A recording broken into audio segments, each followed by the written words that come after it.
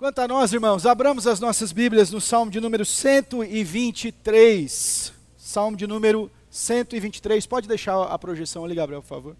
Salmo de número 123. Sequência nessa jornada dos salmos de romagem, dos salmos de peregrinação até Jerusalém para adoração ao Senhor.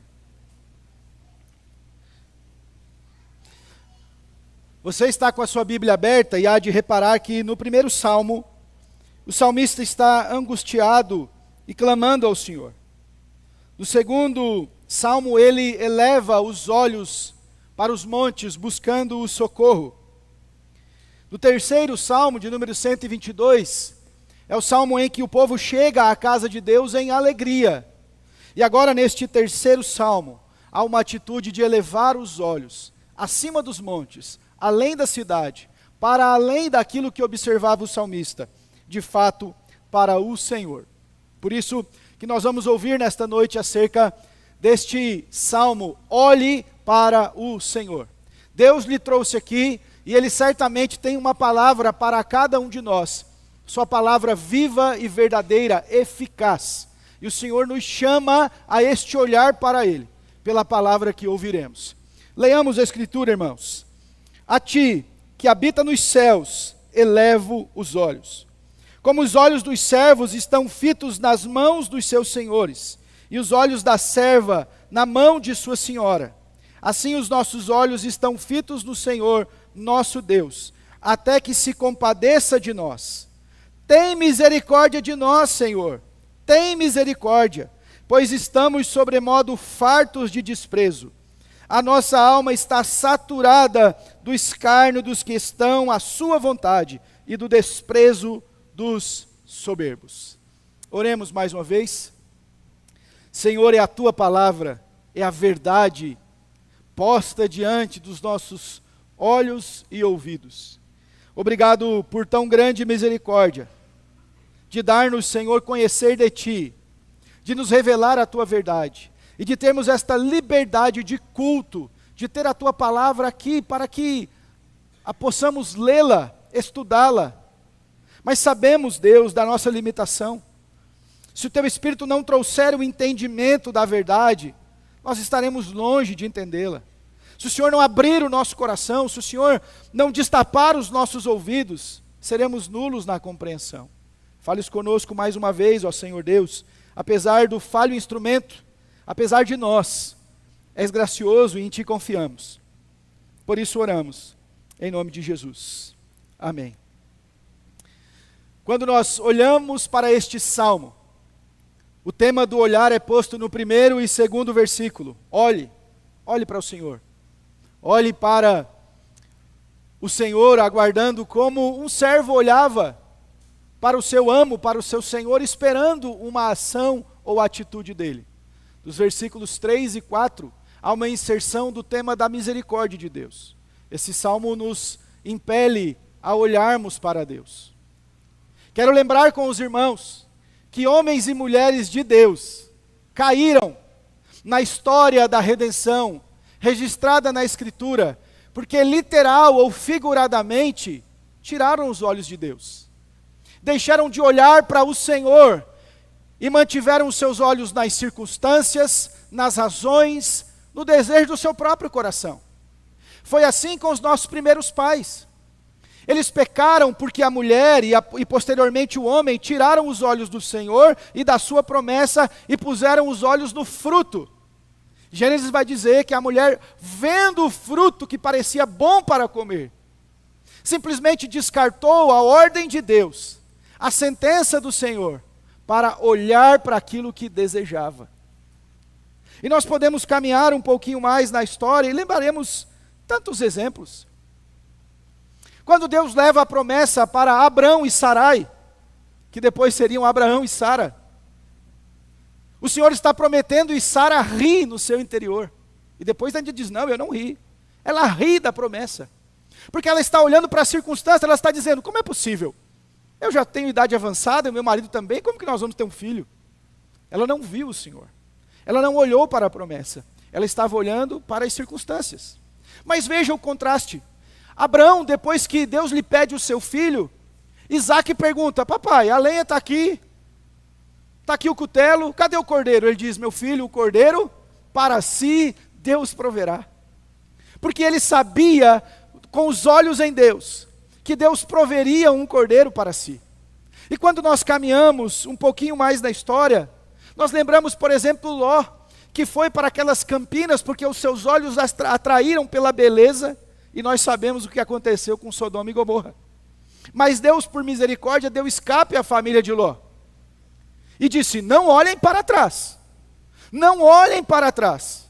E a mulher de Ló olha para trás e se torna uma estátua de sal. Não manteve os olhos do Senhor. O povo de Deus que o Senhor resgatara do Egito está diante do Mar Vermelho dizendo: Moisés nos trouxe aqui para morrer? Não tinha sepultura suficiente no Egito. Eles estão olhando o cerco do exército de Faraó dizendo: nós vamos morrer. À frente está o mar, era o que eles estão vendo. Atrás está o inimigo, é o que eles também estão vendo. Mas Moisés conhecia Deus. E Deus diz: Moisés, diz ao povo que marcha. Levanta o teu cajado e eu vou repartir as águas. Moisés olhou para o Senhor. Nós precisamos olhar para Deus. Eu lembro-me de uma outra história, em que Eliseu, profeta de Deus, servo do Senhor, tinha lá um moço, um auxiliar, um ajudante. E em um dado momento, um exército inimigo sitiou a casa deles. E quando o moço viu aquilo, ficou sobremodo extasiado, chocado, dizendo: nós vamos morrer, há um exército grande. E parece em certo tom de simplicidade. Eliseu ora e diz: Senhor, abre os olhos do moço. E quando os olhos espirituais são abertos daquele rapaz, ele vê muito mais do que aquele exército, uma legião de anjos, de carros e cavaleiros de fogo ao redor deles, guardando aquele povo, ou guardando aqueles homens. Olhos da fé. Levantemos os olhos para Deus. Quantos mais exemplos nós poderíamos dar na Escritura? Você vai lembrar de um exemplo do Novo Testamento. Quando Jesus vem no meio de uma tempestade, então os seus discípulos falam: seria um fantasma? Não, eu acho que é o Senhor. E aí Pedro prontamente diz: é tu, Senhor? Deixa que eu vá contigo. E o Senhor diz: vem, Pedro. E Pedro começa a andar sobre as águas tal qual Jesus estava vindo ao encontro deles. Mas o texto é muito claro dizendo: ao reparar nas ondas e no vento, Pedro começa a afundar. Quando ele tira os olhos do Senhor que o chama e olha para as circunstâncias, literalmente ele afunda. Mas a mão de misericórdia de Jesus o tira de lá e o leva ao barco. Levante os olhos a Deus. O salmista está numa situação de aflição, você pode perceber isso no texto. Muito aflito, abalado. Ele diz no versículo 4 que a alma está saturada, está cheia, está no limite. E agora ele levanta os olhos a Deus. Nós não temos um contexto exato deste salmo. Estudiosos o remetem a um tempo pós-cativeiro, onde o povo está ainda saindo daquele tempo de aflição, sitiado pelos inimigos, mas a verdade é que nós não temos uma informação tão precisa a respeito. O que nós sabemos é que este salmista levanta os olhos a Deus, olha para o Senhor, aguarda por Ele. Eu quero destacar 3 verdades aqui neste salmo, que nos convida a olhar para o Senhor. E a primeira delas está no versículo 1. Vamos juntos, igreja? A ti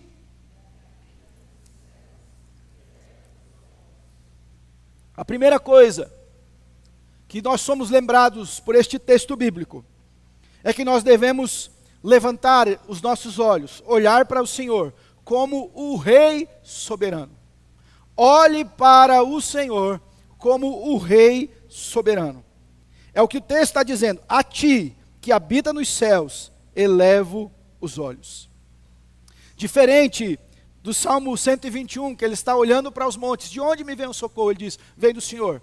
Agora os olhos deste salmista aqui é elevado para Deus. Mas ele não vê Deus de qualquer jeito. Tal como eu citei aqui no meio do culto, quando Isaías vê o Senhor. Isso é bem interessante. Porque o texto de Isaías 6 começa dizendo assim: no ano da morte do rei Uzias. O que o profeta está fazendo? Nos dando uma informação de um contexto político, social e espiritual. Havia morrido um rei. Há mudanças. Há temores, há dúvidas sobre o futuro. O que vai ser a nação de Israel? O próximo rei julgará como a nação? Conduzirá em obediência? Ou deitará o povo à idolatria a falsos ídolos? Ele diz, no ano da morte do rei, as coisas estão duvidosas, há temores, há medo. Eu vi o Senhor como? Assentado num alto e sublime trono. Eleve os olhos e veja ao Deus soberano. Há 3 coisas aqui neste versículo. Primeira coisa é que os olhos da fé se concentram no Senhor. Como é que o versículo começa? A ti. O salmista estava enfrentando o desprezo dos soberbos. Ele estava farto de escárnio. Mas em vez de retaliar, de desesperar, de desejar fazer vingança com as próprias mãos, de desejar combater com os homens, ele olha para Deus, o Deus de toda esperança. A ti. Eleva os olhos a ti. Ele está olhando para Deus. E em segundo lugar, ele olha para Deus como o soberano. Por quê? Que habitas nos céus. Isso aqui é um contraste. O salmista está dizendo, enquanto eu estou aqui embaixo, enquanto eu sou sujeito às aflições desta vida, aos problemas deste tempo, às dores deste mundo, à perseguição do homem hostil, e eu que nada posso fazer sobre isso, levanto os olhos a ti, que habita nos céus, que és soberano, que está acima de nós. Os olhos da fé reconhecem a soberania de Deus. Deus está nos céus, porque lá é o seu trono, porque lá Ele dirige as nações, porque lá Ele governa o universo. Os céus são a morada de Deus, lá está o seu trono, diz Isaías 66, versículo 1. Deus emana as ordens dos céus. Quando nós oramos o Pai Nosso, que nós falamos, Pai Nosso que estás, nós estamos dizendo, Tu estás acima. És o Deus soberano. Não és um Deus fraco, limitado. Sua mão não está encolhida para que não possa salvar. O seu ouvido não está surdo para que não possa ouvir. Nós clamamos a um Deus soberano. E eu sei que esse assunto é difícil para nós. Porque nós confessamos aqui, irmãos, Deus é soberano. Nós falamos isso, cantamos isso, conversamos uns com os outros. Deus é soberano. Mas é difícil submeter aos contornos da providência. A maneira que Deus trabalha. Mas Deus está nos céus. Tudo que o mundo passa e experimenta, os temores de uma terceira guerra mundial, as questões, os conflitos das nações, nada foge ao controle de um Deus que está nos céus. O medo do amanhã, da nossa vida, da provisão, da saúde, nada foge ao controle de um Deus soberano. O seu Deus, meu irmão, não é limitado, não é um companheiro que está restrito. A humanidade como eu e você, é um Deus soberano que está nos céus. Levante os olhos a Deus como um rei soberano. Igreja, nós servimos a um Deus soberano. Suas promessas jamais passarão, sua verdade não se abala. O profeta Isaías vai dizer que as nações para esse Deus soberano são como um pingo de água que cai de um balde. A terra é o estrado dos seus pés. Os montes Ele pesa em balança de precisão. Este é o nosso Deus, o Deus soberano. Agindo Deus, quem impedirá? Ele é soberano. Eu sei que às vezes nós levantamos os olhos e não conseguimos submeter a esta soberania. E o inimigo em nossa carne sussurra dizendo, mas por que Deus não veio neste momento? Onde está a sua intervenção? Deus continua sendo soberano. E aos seus servos, o que espera é que se submetam à sua soberania.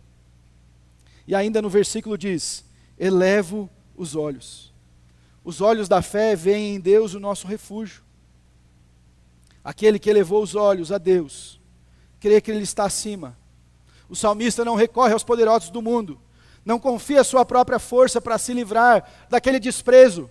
Em vez disso, ele volta os olhos a Deus. Nós precisamos levantar os nossos olhos ao Deus soberano. Nós procuramos tantos recursos, tantas formas. Nós procuramos resolver nossas situações de tantos jeitos, até por vezes pecaminosos. Lutando carnalmente. Quando na aflição devolvemos na mesma moeda. Esquecemos todo o ensino do Sermão do Monte. Se o teu inimigo tiver fome, dá-lhe de comer, se tiver sede, dá-lhe de beber. Ore por quem te persegue, nós queremos devolver da mesma sorte, do mesmo jeito. Nós em algum momento esquecemos de um Deus soberano. E eu sei que por aí afora o pessoal tem pregado um Deus moderninho, invenção da própria mente deles. E eles simplesmente decepam os braços soberanos de Deus na sua teologia. Mas a Bíblia diz que Deus continua reinando soberanamente e absolutamente nada abala o seu domínio, o seu poder e a sua soberania. Levante os olhos ao Deus soberano. Ele é soberano sobre a história da sua casa. Ele é soberano sobre o percurso, os contornos da sua vida. Ele é soberano sobre a sua história. Ele é soberano sobre o seu trabalho, sobre os seus afazeres, sobre esta igreja. Ele é soberano sobre a história do mundo. Ele é soberano sobre todas as coisas. Nós precisamos crer e confiar nisto. E quando o diabo sussurrar, tal qual usando a boca de Pedro falou, tu não vais morrer, o que Jesus disse? Para trás de mim, Satanás. O plano de Deus é perfeito, maravilhoso e eterno. E Deus prevalecerá para todo sempre como Rei soberano. Lá em Hebreus capítulo 12, versículos 1 e 2 vai dizer, especialmente no 2, que nós temos que olhar firmemente para Jesus, o autor e consumador da nossa fé. Olhe para Cristo, olhe para o Deus soberano, levante os olhos para Deus. Geralmente a gente compreende que uma atitude cabisbaixa significa abatimento, não é? Por que você anda, irmão, tão cabisbaixo? Logo nós estamos identificando alguém que está triste, chateado, abatido. Mas o Salmo nos lembra a levantar os olhos a Deus e dizer, acima de nós há esperança. Acima de nós há cuidado.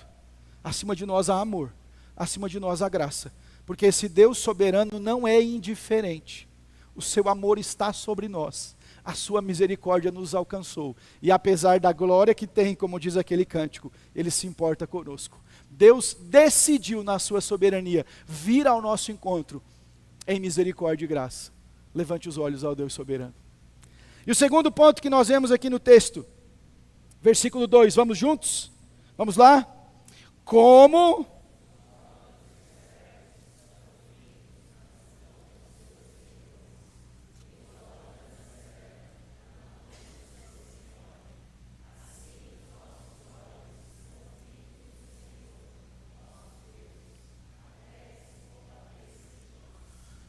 Então o salmista diz, eu estou elevando os meus olhos a um Deus que está acima, nos céus, o soberano.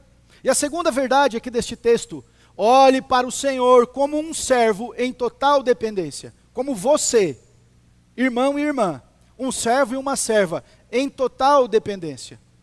Uma das grandes blasfêmias do nosso tempo, de um falso ensino, que tem sido anunciado no país inteiro, é um tipo de conduta que chega a Deus como se Deus fosse o serviçal, como se Deus fosse o servo, exigindo coisas de Deus. Não é isto. Um homem e uma mulher de Deus olha para Deus como um servo. Olha a analogia do salmista. Como os olhos dos servos estão fitos nas mãos dos seus senhores, e os olhos da serva na mão de sua senhora, assim os nossos olhos estão fitos no Senhor nosso Deus, até que se compadeça de nós. Era um costume do Oriente Antigo, que o Senhor pouco falava verbalmente com o servo. As suas ordens se davam muitas vezes por gestos. A comunicação era muito mais gestual do que verbal. Então um servo que estava numa casa, ele não tirava os olhos das mãos do seu senhor. Ele estava todo o tempo atento, porque num sinal ele queria obedecer o seu senhor. É isso que o salmista está dizendo. Nós estamos aguardando o Senhor, nós não estamos dando ordem.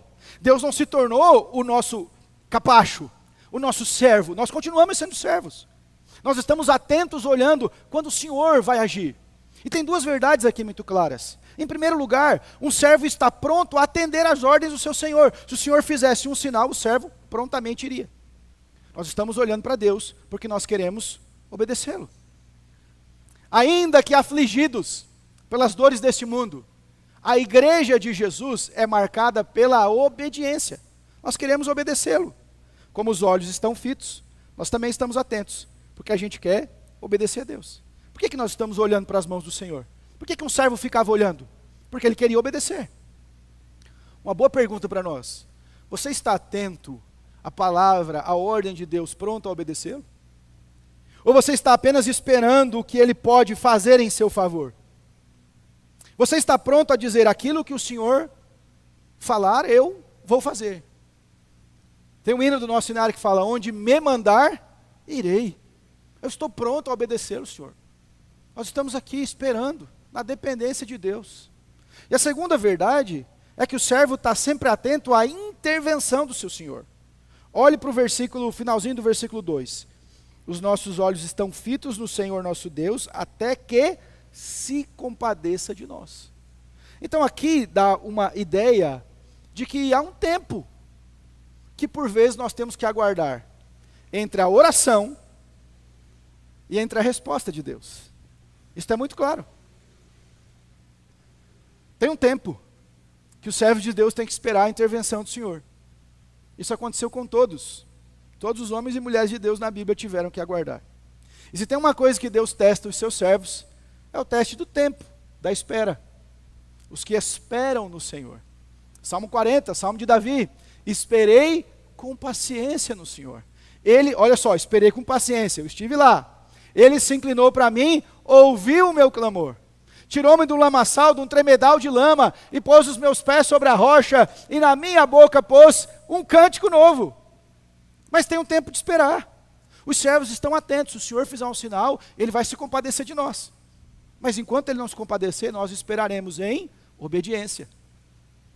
O grande problema é que no tempo da espera, o nosso coração se inclina à desobediência.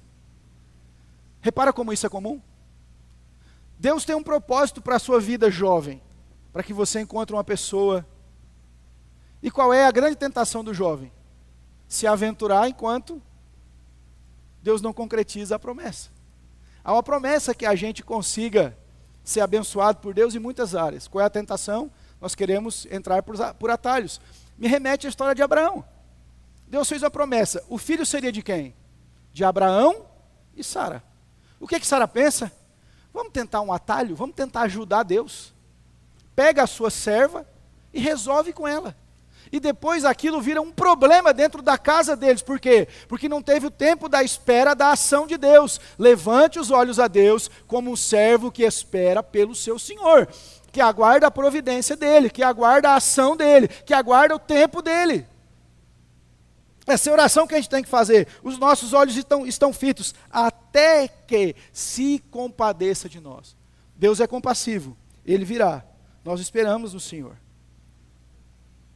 Eu oro para que nós tenhamos sabedoria no tempo de espera. Para que a gente saiba submeter em obediência, em louvor, em adoração. Eu me lembro, irmãos, de uma ilustração lá da minha infância. Eu contei isso tem muitos anos, eu não sei se aqui eu já contei.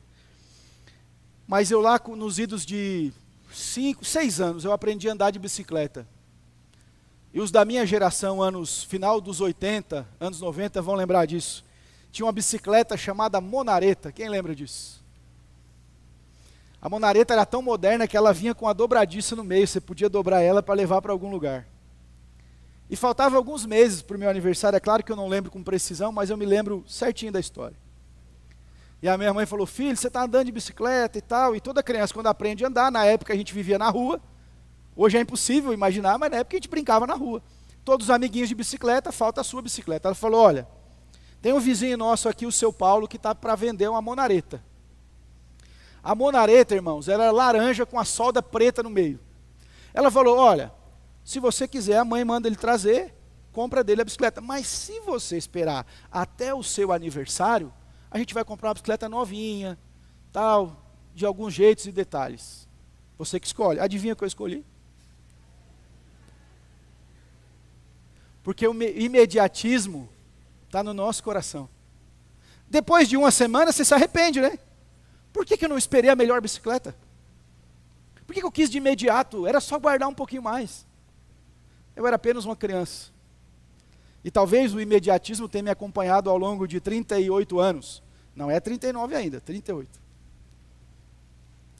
Porque a gente não confia na provisão de Deus. Porque a gente não confia na soberania de Deus. Porque nós não confiamos profundamente como um servo confia no seu Senhor. Ele é o Deus da nossa vida. Ele não nos desampara. Olha quantas promessas nós cantamos aqui nesta noite. Olha quantas verdades nós proferimos e anunciamos. Deus é o nosso Deus, Ele não nos deixa, Ele não nos desampara, Ele não nos esquece. Vamos lembrar de Jesus, olhe para os pássaros, olhe para as plantas. Os pássaros não têm carteira assinada, não têm benefícios sociais, mas o vosso Pai os alimenta. As plantas bem se vestem. Confie em Deus, se mantenha em obediência. Não aceite os atalhos de Satanás. Não aceite. Eu aprendi com um sábio pastor que nem toda porta aberta é um convite a que entremos por ela. Às vezes elas são tentação para que a gente diga assim, por ali não. As fábulas infantis já nos ensinavam isso. Não tome atalho, você pode encontrar o lobo por lá. E o fim é ruim. Confie em Deus. Olhe, vamos ler juntos? Olhe.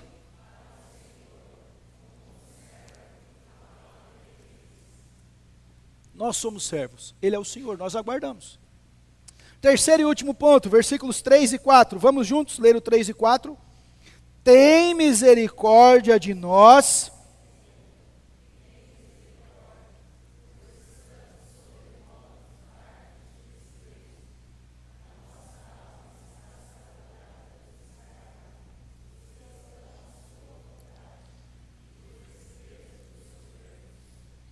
Olhe para o Senhor, como um Pai de toda misericórdia. A Bíblia diz em 2 Coríntios 1:3, que Deus é o Deus de toda consolação e Pai de misericórdias. A Bíblia vai dizer para nós em Lamentações de Jeremias capítulo 3, versículos 22 e 23, que as misericórdias do Senhor são a causa de não sermos consumidos e elas se renovam a cada manhã. Nós respiramos misericórdia, nós nos movemos por misericórdia, nós estamos aqui por misericórdia. Deus nos ouve por misericórdia. E o salmista está clamando, tem misericórdia de nós, Senhor, tem misericórdia. E aí ele apresenta um clamor urgente. O salmista olha para o Senhor como um soberano, mas não como um carrasco, não como um Deus sádico que tem prazer no sofrimento dos seus, mas um Deus de misericórdia. Um Deus que olha para o seu povo, que atende para a sua súplica. O salmista não está reivindicando direitos. Ah, Senhor, eu mereço, o Senhor sabe. Mas ele diz, Senhor, tem misericórdia. Quando alguém clama por misericórdia, é geralmente uma declaração de humildade, de quebrantamento. Tem misericórdia de mim. Eu não mereço, mas o Senhor vê. Ele continua dizendo, o motivo, pois estamos sobremodo fartos de desprezo. Esta expressão no original significa alguém que está indo ao limite. Certamente nós já falamos isso. Eu cheguei no meu limite. As minhas forças se esgotaram. As minhas lágrimas secaram, eu nem consigo mais chorar. Senhor, eu estou profundamente abatido. Eu estou farto. Eu estou saturado. Eu estou cheio. Ele está clamando ao Senhor pelo desprezo daquelas pessoas. Ele está dizendo, Senhor, olha para nós. O texto está nos ensinando que nós podemos clamar ao nosso Pai de misericórdia nas situações mais profundas da nossa vida. Um dos ministérios mais preciosos de uma igreja é o ministério de oração. Na oração nós não somos vistos. Geralmente o ministério de oração se dá nos bastidores, no lugar secreto na nossa casa, na nossa vida, num cantinho à parte. Ore ao Senhor. Que nós possamos encontrar intercessores aqui, pessoas que nos animem a orar a Deus de misericórdia. Deus é um Deus misericordioso. Quando você chega no limite, Deus derrama graça. Não há abismo tão profundo que a mão de Deus não possa resgatá-lo. Não há lugar tão distante que o bom pastor não resgate a sua ovelha. Não há dor tão profunda que Deus não possa derramar o seu bálsamo curador na profundidade da sua vida, naquilo que você está exausto, saturado, sobremodo carregado. Jesus diz: vinde a mim, todos vós que estáis cansados e sobrecarregados, e eu vos aliviarei. Esse é o Deus de misericórdia. O salmista está dizendo isso.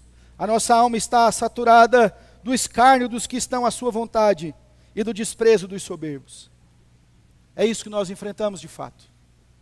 A Bíblia vai dizer que todo aquele que quer servir a Deus, viver uma vida de piedade, viver piedosamente em Cristo Jesus, sofrerá perseguição. Nós enfrentamos isso neste mundo. Nós passamos por estas dores, por essas dificuldades. Nós somos feridos com a amargura, com o escárnio, com o desprezo das pessoas. Quem aqui nunca experimentou um desprezo por ser cristão? Uma zombaria? Às vezes por uma posição santa no Senhor. O pessoal zomba de você, tira sarro. Dependendo do ambiente que você está, a hostilidade é maior ainda. Cai um jovem cristão que teme a Deus, que crê na Bíblia como palavra de Deus no meio de uma universidade. É como entregar um pedaço de carne às feras. Eles querem devorar, acabar. Eu fiz direito por um tempo, eu tinha um professor que toda aula ele fazia questão de escarnecer da Bíblia, de zombar da Bíblia. Era quase que um marco na sua aula. Toda aula ia ter uma zombaria da Escritura. Quantos de nós passa por isso? Experimenta estas coisas. Deus vê, Deus contempla. Clame ao Senhor por misericórdia. Olhe para Deus, olhe para o Senhor como um Pai de toda misericórdia. Eu quero concluir aqui, pode pôr no último slide, Gabriel, que é só o tema, na verdade. Quero concluir com algumas aplicações para nós. E a primeira é que neste mundo nós estamos sujeitos a sofrer escárnio e desprezo, tal como Jesus sofreu. Este salmo pode ser associado, sim, em dado sentido, ao Messias. Ele sofre, ele é escarnecido. As pessoas lhe batem a própria face santa. A voz que os criou, a boa mão que formou todas as coisas é desprezada. O nosso Senhor recebeu uma coroa de espinhos. Lhe cuspiram na face, lhe rasgaram as vestes, lhe bateram. Nós estamos sujeitos a isso. Segundo, há muitas situações que você pode chegar no limite. Eu sei que às vezes há um tipo de teologia que o pessoal ensina que o cristão é uma espécie de super-herói. Não é. A Bíblia não esconde o fracasso dos homens de Deus. A Bíblia mostra que um foi perfeito, que um foi sem pecado, Jesus. Os demais, homens e mulheres sujeitos às dores, aos pecados, às aflições deste mundo. Mas veja, a expressão do salmista humanamente seria: Deus, eu não aguento mais. Você pode passar por isso. Eu sei que às vezes nós não gostamos muito de aparentar fraqueza, eu não sei porquê. Mas tem algumas razões que a gente não gosta de aparentar fraqueza, de aparentar dores. Mas no meio da minha comunidade de fé, é o lugar mais propício para dizer: eu preciso da intervenção de Deus. Terceiro, você pode aguentar um pouco mais. Na força do Senhor, você pode dar um passo a mais. Você pode ir além. Converse com algumas pessoas que têm talvez os cabelos grisalhos, o rosto marcado pelas marcas do tempo. Isso é só um eufemismo para não chamar de ruga, você já entendeu. Eles vão dizer para você: filho, filha, eu já estive diante de situações que eu disse assim: daqui eu não passo. E o Senhor me trouxe até aqui. Eu já cheguei diante de barreiras que eu falei, são intransponíveis. E o Senhor me fez passar por elas. Você pode aguentar um pouco mais. Quarto, antes de você aplicar esse salmo para você: ah, Senhor, eu sou afligido. Ah, Senhor, eu sofro escárnio. Eu tenho trazido essa aplicação ao longo dos meus sermões nos salmos. Pense se você não é a pessoa motivo de escárnio para outros, de zombaria, de desprezo. Se há arrogância no seu coração que tem afetado pessoas. Será que ao invés de vítima, você não é o causador disso? Às vezes no ambiente da família, do trabalho, em qualquer lugar que Deus tenha nos colocado. Ore a Deus Olhe para o Salmo, em último lugar, em sexto lugar, pensando na situação descrita. Aqui é um sofrimento injusto, um sofrimento por causa da nossa fidelidade a Deus. Eu quero encerrar lendo um testemunho para você.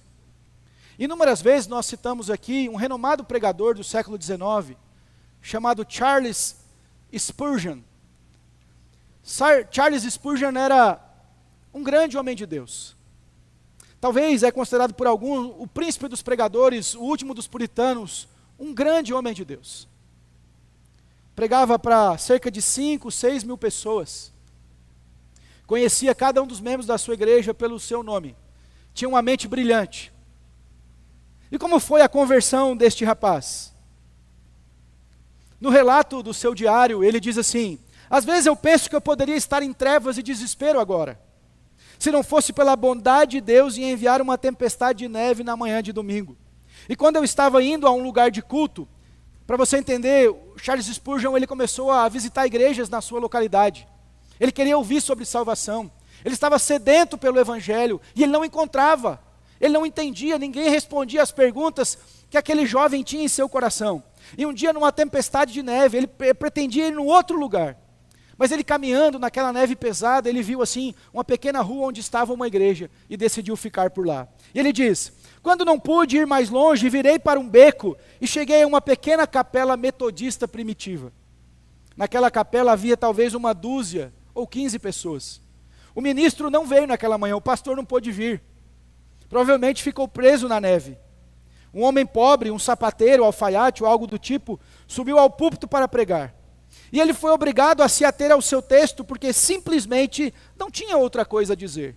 O texto era: Isaías, olhem para mim e sejam salvos todos os confins da terra. Então, ele nem sequer pronunciou as palavras corretamente, mas não se importava. Havia, pensei, uma esperança para mim no texto. E ele começou dizendo: meus caros amigos, esse texto é muito simples. Ele diz: olhem para mim. Agora, isso não requer muito esforço. Não é levantar o pé, o dedo, apenas olhem. Apenas olhem. Bom, um homem não precisa ir à faculdade para aprender a olhar. Você pode ser o maior tolo e ainda assim você pode olhar. Um homem não precisa ganhar milhares por ano, mas ele pode olhar. Quando um pode olhar, uma criança pode olhar. Mas é isso que o texto diz: olhem para mim, diz o Senhor. Aí disse ele em sotaque forte: muitos de vocês estão olhando para si mesmo. Não adianta olhar para si mesmo. Você nunca encontrará conforto em si.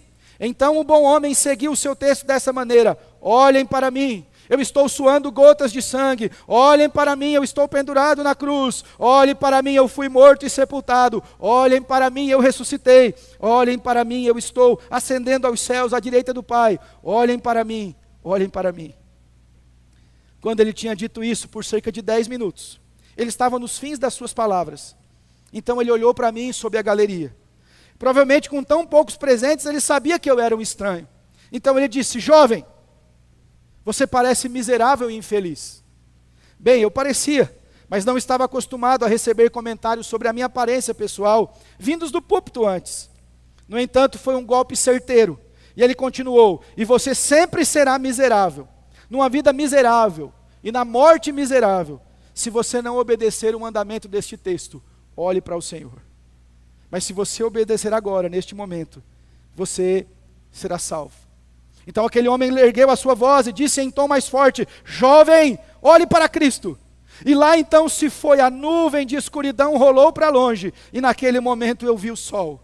Eu poderia ter me levantado naquele momento e cantado com o mais alto entusiasmo dele sobre o precioso sangue de Jesus. Eu fui salvo, eu sabia, naquele momento, eu olhei para Deus e fui salvo. Olhe para o Senhor. E essa é a conversão de Spurgeon, que impactou milhares e milhares de pessoas até os nossos dias. Converteu-se numa igreja metodista, foi um pastor batista e abençoa muitos presbiterianos pela sua teologia. Olhe para o Senhor. Se você ainda não olhou para Deus com um olhar daquele que pode te salvar, hoje é noite de levantar os olhos ao Senhor. Olhe para Deus. Vamos ficar em pé para orar?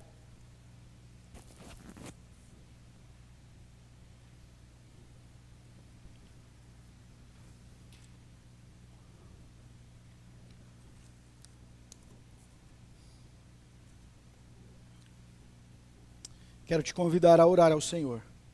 Se você, como eu, é alguém que tem fraqueza no seu olhar, que já olhou para a direita, para a esquerda, para as circunstâncias, que já olhou para o lado, que já olhou para baixo, que já olhou para o mundo, para as aflições que te cercavam. Quero orar com você que precisa levantar os olhos para Deus nessa noite. Ó soberano Senhor, é isso que a tua palavra diz. Olhai para o Senhor. O salmista na aflição levantou os olhos. A ti que habita nos céus, nós olharemos. Ao Deus soberano, ao Deus da nossa vida, ao Deus de graça. Se os nossos olhos estão nas circunstâncias, ó Deus, levanta-os a ti. Se nós olhamos para nós mesmos, para o nosso coração, para o nosso orgulho, para o nosso ego, para a confiança em quem somos, nos abata nesta noite e nos faça erguer os olhos a ti. Se há alguém aqui, Senhor, que nessa noite é tocado pelo teu Espírito, como um dia foi Spurgeon ao olhar para o Senhor e ser salvo, seja assim como nós cantamos, olhai, olhai só a Jesus. Deus nos ajuda a enxergar tua graça, a clamarmos na misericórdia, a como um servo que se atenta para a ação do seu Senhor, seja assim os nossos olhos aguardando a tua intervenção, a tua provisão, o teu cuidado. Faça com que a igreja presbiteriana em Mairink tenha olhos somente para o Senhor. Que nós não confiemos nos homens, nos recursos dessa terra, nas falsas promessas, mas somente naquele que prometeu que a sua igreja ficaria de pé até o seu grande retorno. Nos ensina a confiar em ti. Quando o mundo se abalar, nos ensine a olhar para ti. Quando a má notícia chegar, nos ensine a olhar para ti. Quando o medo nos cercar, nos ensine a olhar para ti. Nos ensine a levantar os nossos olhos e olhar para o Senhor. Que haja aqui, Deus, uma multidão de crentes que olham para o Senhor. Que olham tão somente para o Senhor. Nós oramos isso. Em nome de Cristo Jesus. Amém. Recebam a bênção, irmãos. Que a graça excelsa, maravilhosa de nosso Senhor, Salvador Jesus o Cristo, que o amor de Deus, o nosso Pai, que a santa comunhão e que as santas consolações do Santo Espírito de Deus seja com todo o povo do Senhor, agora e para todo sempre. Amém.